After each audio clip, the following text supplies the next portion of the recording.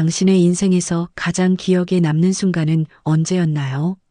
누구나 한 번쯤은 인생의 굴곡 속에서 스스로를 돌아보게 되는 때가 있습니다.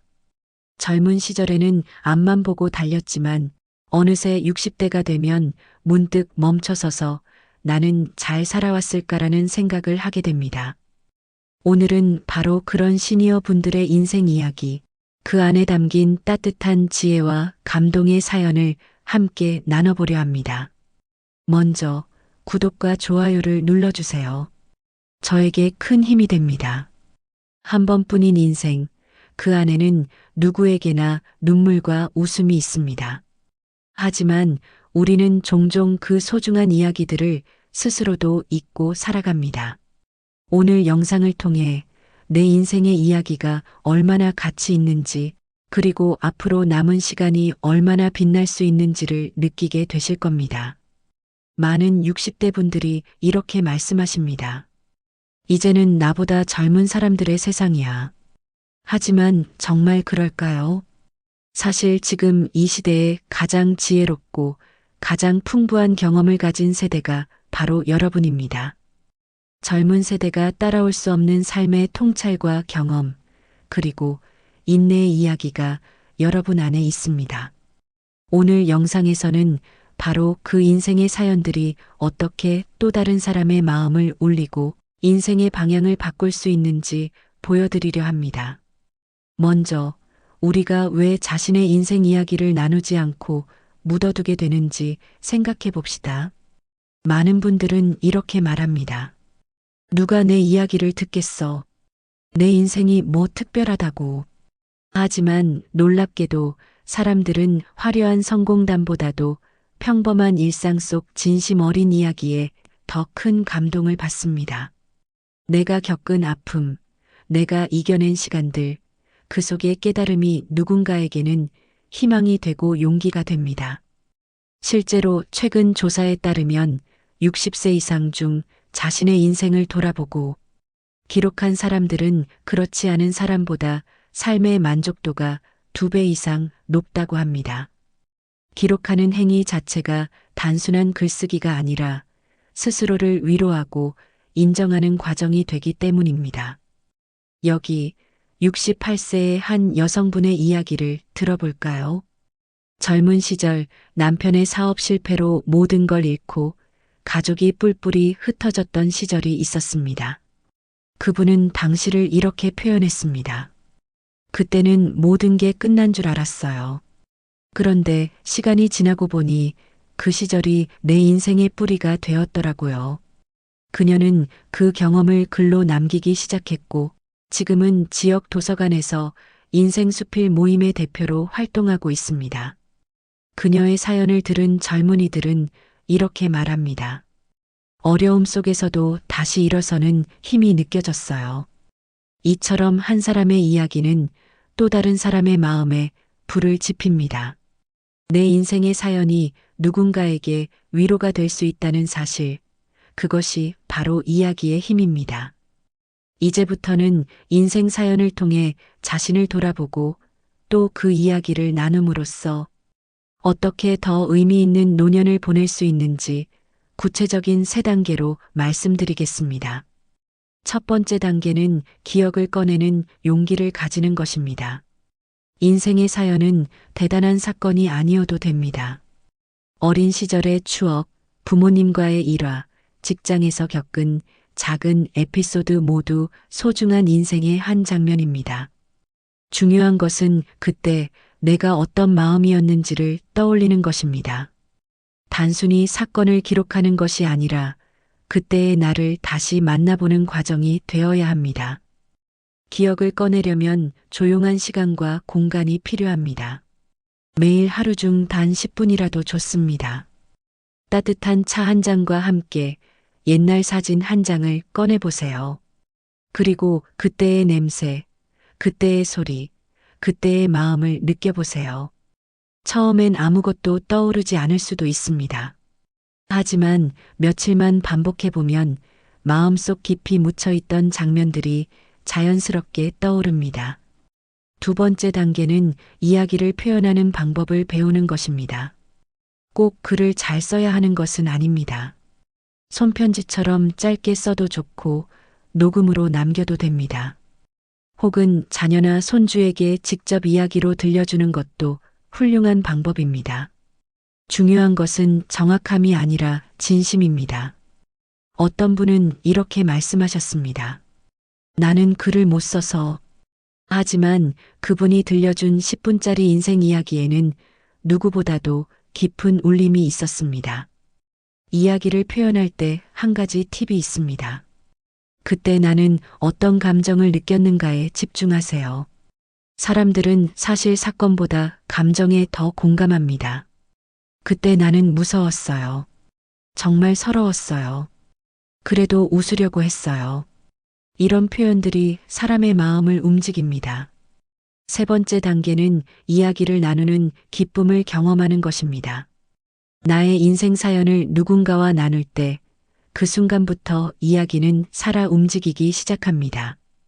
처음에는 가족과 나중에는 친구나 지역 모임에서 혹은 SNS를 통해 나눠보세요. 이야기를 나누는 과정에서 뜻밖의 공감과 위로가 오갑니다. 나도 그런 경험이 있었어요. 그 말을 들으니 힘이 나네요. 이런 말들이 오갈 때 우리는 다시 삶의 의미를 느끼게 됩니다. 중요한 점은 이야기를 나눈다고 해서 반드시 대단한 반응을 얻어야 한다는 부담을 가질 필요는 없습니다. 이야기를 꺼내는 그 자체로 이미 내 인생은 다시 빛나기 시작합니다. 그것이 바로 진짜 회복의 시작입니다. 이제 조금 더 깊이 들어가 보겠습니다. 왜 많은 시니어분들이 자신의 인생 이야기를 나누지 못할까요? 가장 큰 이유는 내 이야기가 별로 중요하지 않다는 생각 때문입니다. 하지만 심리학 연구에서는 이렇게 말합니다. 자신의 인생을 의미 있게 느끼는 사람은 그렇지 않은 사람보다 우울감을 60% 이상 덜 느낀다. 즉, 내 삶의 이야기를 스스로 중요하게 여기는 것이 바로 행복의 시작이라는 것입니다. 어느 72세 어르신은 이런 경험을 들려주셨습니다. 평생 한 회사에서 일만 하다가 퇴직 후 갑자기 공허함이 밀려왔다고 합니다. 그동안은 회사가 나였는데 이제는 내가 누군지도 모르겠더라고요. 하지만 그는 퇴직 후 매주 일기를 쓰기 시작했습니다. 처음에는 오늘 먹은 반찬, 날씨, 친구와의 통화 내용 같은 사소한 것들이었습니다. 그런데 몇 달이 지나자 놀라운 변화가 찾아왔습니다. 이제는 내가 어떤 사람인지 조금씩 알겠어요. 그는 매일의 기록을 통해 자신을 다시 만난 것입니다. 이것이 바로 인생 사연을 되새기는 진짜 의미입니다. 단순히 과거를 회상하는 것이 아니라 나라는 사람의 존재를 다시 확인하는 과정입니다. 이야기를 나눌 때 또 하나 중요한 것은 나의 목소리를 그대로 담는 것입니다. 누군가에게 잘 보이기 위해 꾸미지 않아야 합니다. 진솔한 이야기는 언제나 힘이 있습니다. 예를 들어, 나는 젊을 때 참 겁이 많았어요. 라는 말 한마디가 누군가에게는 용기를 줄 수 있습니다. 왜냐하면 우리는 완벽한 사람이 아니라 실수를 통해 성장한 사람의 이야기에 더 큰 감동을 받기 때문입니다. 그렇다면 내 인생 사연을 구체적으로 어떻게 정리하면 좋을까요? 간단히 세 가지 방법이 있습니다. 첫째, 인생의 전환점을 중심으로 써보세요. 인생에는 누구에게나 터닝 포인트가 있습니다. 결혼, 이사, 진로 변경, 혹은 사랑하는 사람과의 이별 등입니다. 그 시기를 중심으로 전후 이야기를 써보면 자연스럽게 인생의 흐름이 정리됩니다. 둘째, 감정의 변화를 기록하세요. 사건보다 중요한 건 감정입니다. 그때는 두려웠지만 지금은 감사하다. 그때는 슬펐지만 지금은 웃을 수 있다. 이런 감정의 변화가 인생의 성장을 보여줍니다. 셋째, 배운 점을 한 문장으로 정리해 보세요. 예를 들어, 그때는 몰랐지만 시간이 지나고 보니 그 실패가 나를 단단하게 만들었어요. 이런 한 문장은 다른 사람의 마음에 오랫동안 남습니다. 이 과정을 꾸준히 하다 보면 놀랍게도 나 자신을 더 잘 이해하게 됩니다. 많은 심리 전문가들은 말합니다. 기억을 기록하는 행위는 마음의 상처를 치유하는 가장 단순하지만 강력한 방법이다. 또한 이런 인생 이야기는 단지 개인의 기록이 아니라 가족에게도 큰 선물이 됩니다. 자녀나 손주에게 여러분의 삶을 들려주면 그것이 곧 가족의 역사이자 자부심이 됩니다. 실제로 어떤 손주는 할머니의 인생 이야기를 책으로 엮어 학교 독후감 대회에서 상을 받았다고 합니다. 그는 이렇게 말했습니다. 할머니의 이야기를 듣고 나니 제가 누구의 피를 이어받았는지 자랑스러웠어요. 그렇습니다.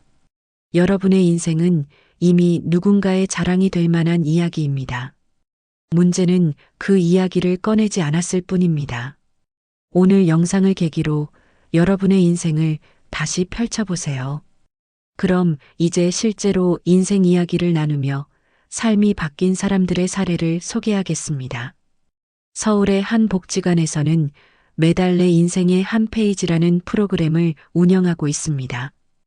60대에서 80대까지 다양한 분들이 모여 서로의 이야기를 나눕니다. 그중 한 분은 74세의 전직 간호사였는데 젊은 시절 병원에서 겪은 환자들의 마지막 순간을 이야기하며 눈시울을 붉혔습니다.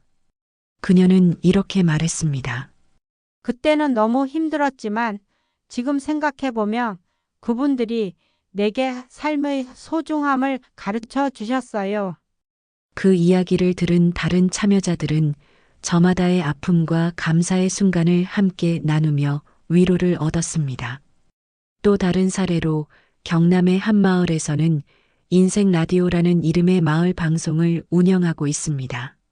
매주 주민 한 명이 자신의 인생 사연을 직접 방송에 나와 들려줍니다.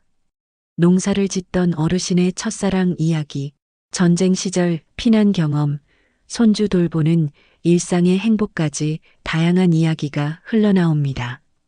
그 방송을 들은 사람들은 입을 모아 말합니다. 우리 마을이 더 따뜻해졌어요. 이처럼 인생 사연은 단지 개인의 추억이 아니라 공동체를 이어주는 연결고리가 됩니다. 이야기를 통해 우리는 서로를 이해하고 세대 간의 벽도 허물 수 있습니다. 그렇다면 여러분은 지금 어떤 이야기를 가지고 계신가요? 혹시 아직 세상에 꺼내지 못한 사연이 있나요? 누군가에게는 사소한 일처럼 보일지 몰라도 그 이야기가 누군가의 마음을 살릴 수도 있습니다. 이야기를 나누는 또 다른 방법은 영상이나 사진으로 남기는 것입니다. 요즘은 스마트폰으로도 충분히 가능합니다. 짧게 자신의 인생을 이야기하고 녹화해 보세요. 이름, 나이, 그리고 내 인생에서 가장 기억에 남는 순간으로 시작하면 됩니다. 이렇게 찍은 영상은 가족 단톡방에 올리거나 지역 모임에서 함께 봐도 좋습니다. 한 할아버지는 손주에게 자신의 젊은 시절 사진을 보여주며 이렇게 말했습니다. 이때는 힘들었지만 포기하지 않았지. 그 말 한마디에 손주는 눈을 반짝이며 대답했습니다. 할아버지처럼 되고 싶어요. 바로 이 순간 인생 이야기는 세대를 잇는 다리가 됩니다. 이제 여러분의 인생도 그렇게 전해질 차례입니다. 당신의 사연이 누군가의 희망이 됩니다. 마지막으로 인생 사연을 기록하고 나누는 과정에서 주의할 점과 실천 팁을 말씀드리겠습니다. 첫째, 너무 완벽하게 쓰려고 하지 마세요. 중요한 것은 완성도가 아니라 진심입니다. 하루에 한 줄이라도 좋습니다. 오늘은 옛 친구가 생각났다. 이런 한 문장도 훌륭한 기록입니다. 둘째, 비교하지 마세요. 다른 사람의 인생과 비교할 필요가 없습니다. 내 인생은 오직 나만의 길입니다. 평범함 속에도 감동은 있습니다. 셋째, 나의 이야기를 나눌 때는 다른 사람의 감정도 존중해야 합니다. 과거의 상처나 갈등이 얽힌 이야기라면 상대를 탓하기보다는 그 경험을 통해 내가 어떤 성장을 했는지를 중심으로 이야기하세요. 그러면 듣는 사람도 편안하게 받아들입니다. 넷째, 기록한 이야기는 꼭 보관하세요. 노트, USB 혹은 클라우드에 저장해 두면 후손들에게 귀한 유산이 됩니다. 다섯째, 인생 사연을 나누며 자신에게 칭찬을 아끼지 마세요. 그래, 나는 정말 잘 살아왔어. 이 말 한마디가 스스로에게 큰 위로가 됩니다. 마지막으로 인생 이야기를 나누는 것은 단지 과거를 돌아보는 일이 아니라 새로운 내일을 준비하는 일입니다. 지금부터 써내려가는 오늘의 이야기가 내일의 또 다른 사연이 됩니다. 이제 여러분에게 묻습니다. 여러분의 인생 이야기, 아직 꺼내지 못한 사연이 있나요? 그 이야기를 들려주세요. 누군가가 기다리고 있습니다. 여러분의 삶은 그 자체로 하나의 책입니다. 오늘 영상을 통해 여러분이 스스로의 인생을 다시 한번 소중히 바라보길 바랍니다. 그리고 지금 이 순간부터 여러분의 인생이 누군가의 마음에 빛이 되기를 진심으로 응원합니다. 감사합니다.